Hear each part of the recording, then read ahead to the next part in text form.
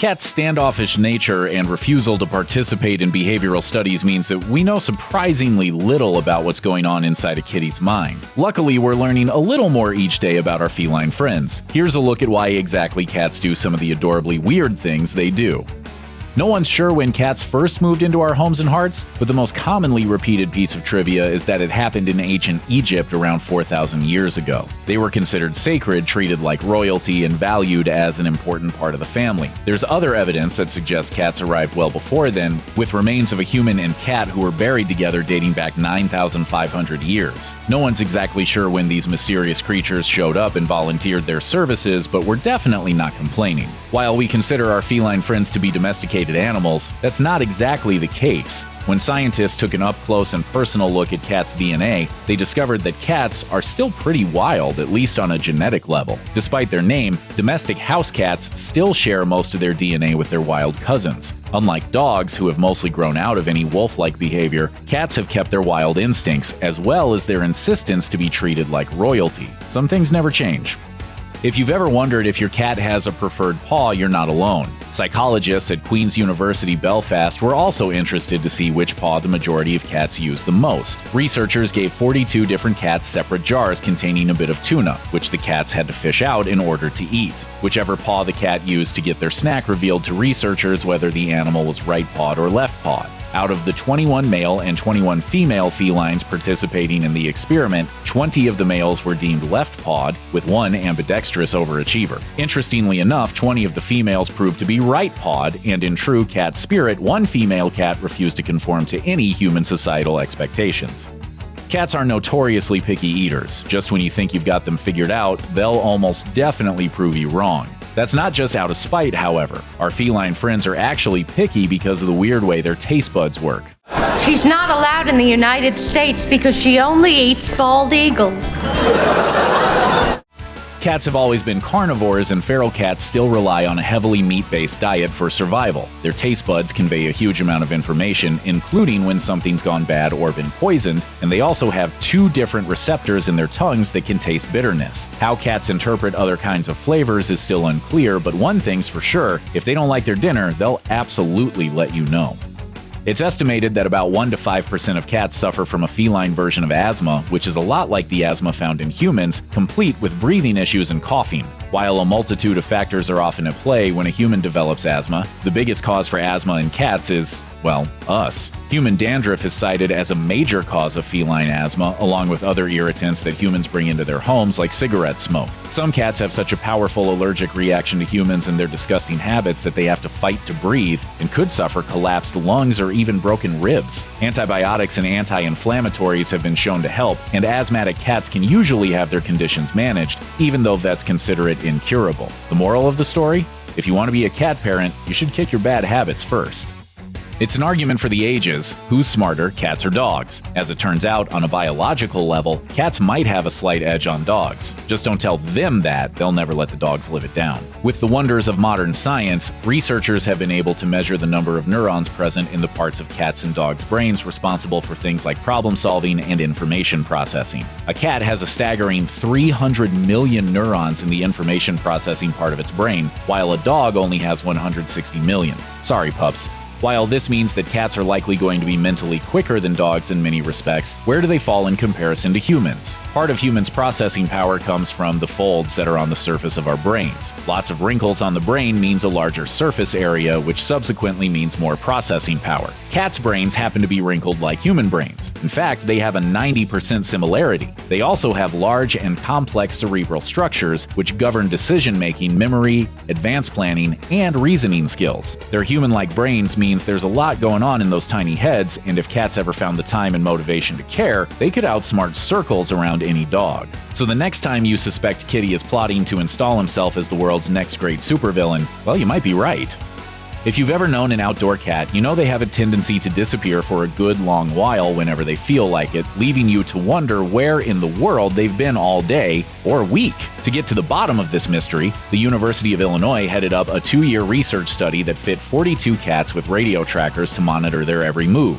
23 of the cats, which were a mix of feral and free-roaming domesticated cats, were fitted with trackers that included vibration sensors. These sensors gave a glimpse not just into where the cats were at any given moment, but what they were doing. The cat with the biggest patch of kingdom was a male feral who wasn't named in the study, so we'll just call him Stewie. Stewie's home territory covered a whopping 1,351 acres that included everything from city streets and a college campus to fields. As far as researchers could tell, no one made an active effort to feed Stewie, and he was left to his own devices to find his dinner as well as navigate his way through busy city streets and rural areas with dangers like coyotes. Stewie was a special case, but even the free-roaming cats that technically had homes wandered about 4.9 acres over the course of the study. However, researchers discovered that all of the cats favored being close to buildings.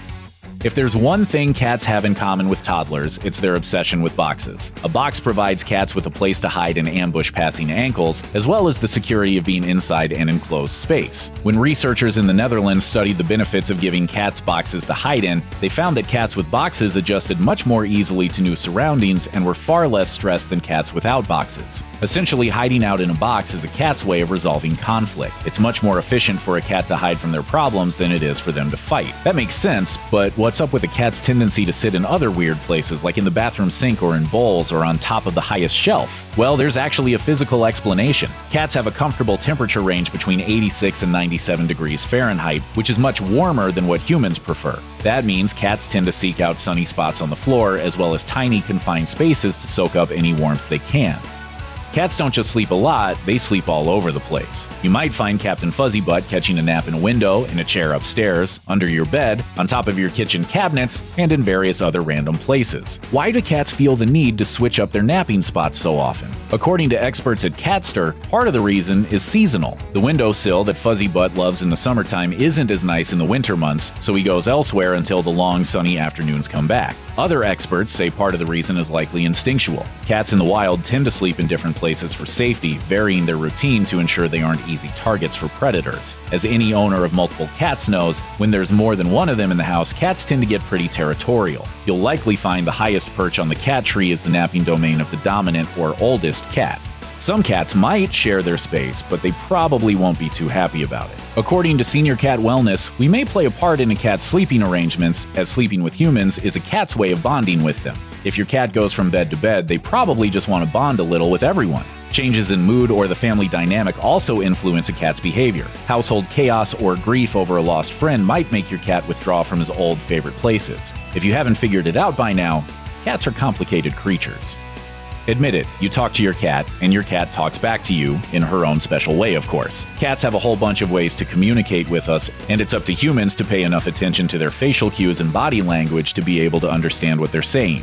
While they're known for their meows, a lot of people don't realize that cats don't meow to communicate with any other animal, only humans. While kittens meow at their mothers, adult cats that live together don't usually meow at each other, and studies of feral cat colonies have found that adult cats in feline company are usually pretty quiet. Meowing is how your cat communicates with you in a way they think you'll understand, and if you pay close attention, you probably will. For example, meows that mean "give me food, human" will definitely sound different than meows that mean "please sit and give me cuddles." A 2003 Cornell University study had cat owners listen to recordings of various cats and try and decipher what the felines wanted based on the sounds they were making. However, the participants were only able to distinguish the specific wants of their own cat's meows. So while there probably isn't some universal cat language our feline friends are trying to teach us, they have trained us to recognize their own specific commands. That's right, your innocent-looking cat has mastered the skill of manipulation, and you've been his test subject all along. There's nothing cuter than a cat flopping over to show you her belly, and according to experts, that adorable little move is your cat's way of letting you know that she's super happy to see you. By showing off her most vulnerable bits and putting herself in the most vulnerable position, your cat is proving to you that she's happy, relaxed, and feels completely and totally safe in your company. Aww. According to Senior Cat Wellness, cats that sleep on their backs also feel the same sense of security around their people. If your kitty is prone to flopping over and exposing her belly while taking a cat nap, she's just letting you know that you're a pretty okay human in her book. That's a high compliment coming from a cat. Even the most marginal of cat people know that cats purr when they're happy. They make their signature noise using some sort of respiratory magic that happens within their diaphragm and larynx, but just how they do it remains one of the most baffling mysteries of modern science. However, don't always assume your cat is purring simply because she's content. Cats sometimes purr when they want us to keep petting them, or keep sitting down so they'll have a warm lap to lay on. It could be that your cat's purr isn't an expression of happiness, but more a dignified request or command. Cats are also known to purr when they're injured or scared, and researchers think it has something to do with a purr's healing power. Most domestic cats purr at a frequency of 26 Hz, which just so happens to be the same frequency that's been found to promote healing in bones and other body tissues. When cats are injured, they'll likely try to help themselves heal or comfort themselves by using the reverberation of their own purr. This is also why cats will often curl up with injured animal friends and purr. They're just trying to help. Purring is also something that dying cats have been observed doing, presumably to console themselves, and maybe to console their owners too.